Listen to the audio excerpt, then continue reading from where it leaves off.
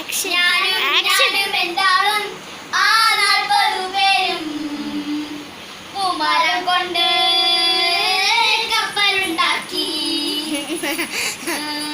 കപ്പലിലാണ് കുപ്പക്കാരി പങ്കായം പൊക്കി.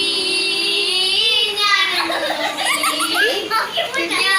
നോക്കി അവളെന്നെ നോക്കി.